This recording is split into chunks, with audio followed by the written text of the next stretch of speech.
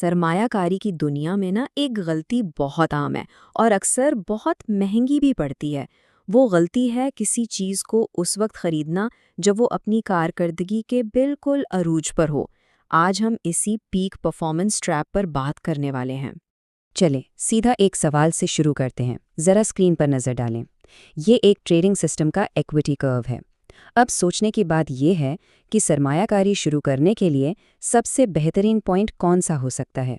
Point A बिल्कुल peak पर, point B एक हल्की सी गिरावट के बाद, या फिर पॉइंट सी जब मार्केट गहरी मंदी का शिकार हो। अच्छा, अगर ज़्यादातर लोगों की तरह सोचें ना, तो पॉइंट ए ही सबसे ज़्यादा पुरकशिश लगता है। सिस्टम शानदार कारकर्दगी दिखा रहा है, मुसलसल पैसा बना रहा है। लेकिन यहीं पर तो असल ट्रैप है। जब परफॉर्मेंस पीक पर होती है तो हर तरफ उसी का शोर होता है। सोशल मीडिया पर कामयाबी की कहानियां गर्दिश कर रही होती हैं। इससे एक डर पैदा होता है जिसे फोमो कहते हैं, यानी फियर ऑफ मिसिंग आउट, कि भाई हम पीछे ना रह जाएं। मगर एक बुनियादी सच ये है कि जो चीज़ ऊपर जाती है वो नीचे भी आ सकती है। तो इसका खतरा क्या है? सोचे ज़रा, अगर पॉइंट ए पर यानी बिल्कुल टॉप पर एंट्री ली और उसके फौरन बाद मार्केट का रुख बदल गया, तो क्या होगा? आने वाली पूरी की पूरी गिरावट का सामना करना पड़ेगा और यही अक्सर बड़े नुकसान की वजह बनता है। तो फिर बेहतर वक्त कौन सा है? अच्छा, यहीं पर बात दिलचस्प हो जाती है। असल में सरमायाकारी के लिए बेहतर पॉइंट्स बी और सी हैं, यानी वो वक्त जब सिस्टम पहले ही थोड़ा बहुत नुकसान में चल रहा हो। और देखें, यही है वो बुनियादी फर्क। जब ड्रॉडाउन के दौरान एंट्री ली जाती है ना, तो पूरी गिरावट का असर नहीं झेलना पड़ता और इसका नतीजा बहुत सीधा सा है। अकाउंट एक नए इक्विटी हाई तक बहुत तेजी से पहुंच सकता है। चले इस पूरे कॉन्सेप्ट को एक हकीकी दुनिया की मिसाल से समझते हैं। फर्ज करते हैं कि दो सरमायाकार हैं, एक जॉन और दूसरी सैली, और दोनों माइक्रोसॉफ्ट के स्टॉक में इन्वेस्ट करना चाहते हैं। जॉन ने क्या किया, उसने पीक पर यानी $100 में स्टॉक खरीदा। मार्केट गिरी और फिर वापस $100 पर आ गई। तो जॉन का नतीजा क्या निकला? ब्रेक इवन, ना कोई नफा ना कोई नुकसान। लेकिन सैली ने यहाँ समझदारी दिखाई। उसने ड्रॉडाउन के दौरान $70 में खरीदा।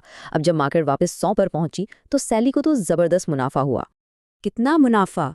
पूरा 42%। तो असल नुक्ता यही है, सैली ने न सिर्फ कम गिरावट का सामना किया, बल्कि उसे अपने सब्र का फल पूरे 42% रिटर्न की शक्ल में मिला। तो सवाल ये है कि इन मौके को पहचाना कैसे जाए। इसके लिए परफॉर्मेंस चार्ट पर दो बुनियादी टर्म्स को समझना बहुत ज़रूरी है। एक है पीक और दूसरा है ड्रॉडाउन। पहली चीज़ है मार्केट पीक। ये क्या है? ये इक्विटी कर्व का वो सबसे ऊंचा पॉइंट है जहां से गिरावट शुरू होती है। समझिए कि ये वो लम्हा है जब सरमायाकारों का एतमाद और उम्मीदें बिल्कुल उरूज पर होती हैं। और दूसरी चीज़ है ड्रॉडाउन। ये पैक से नीचे की तरफ किसी भी गिरावट को कहते हैं। ये वो दौर होता है जब परफॉर्मेंस थोड़ी कमज़ोर पड़ जाती है। इसको यूं भी कह सकते हैं कि वो असासा फिलहाल सेल पर लगा हुआ है। लेकिन यहाँ एक बहुत बहुत अहम बात है। देखें, इस स्ट्रैटेजी का मतलब ये हरगिज़ नहीं कि हर गिरती हुई चीज़ को खरीद लिया जाए। ये स्ट्रैटेजी सिर्फ एक ख़ास शर्त पर ही काम करती है। और वो शर्त ये है कि ये पूरा दारोमदार इस बात पर है कि वो बुनियादी असासा या ट्रेडिंग सिस्टम कितना मजबूत और आजमूदा है। वो एक ऐसा प्रूवन सिस्टम होना चाहिए जिसकी मार्केट में एक लंबी काबिले एतबार हिस्ट्री हो। मतलब ऐसे सिस्टम्स जो अक्सर मजबूत कंपनियों या ऐसी स्ट्रैटेजीज पर बने होते हैं जिन्होंने पहले भी मार्केट के उतार चढ़ाव का सामना किया हो और हर बार रिकवर करके दिखाया हो।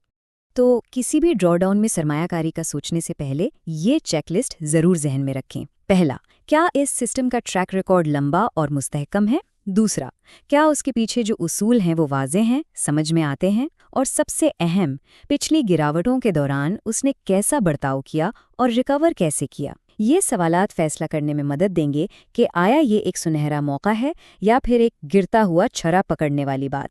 तो इस सारी बात का खुलासा क्या है? बहुत सादा है।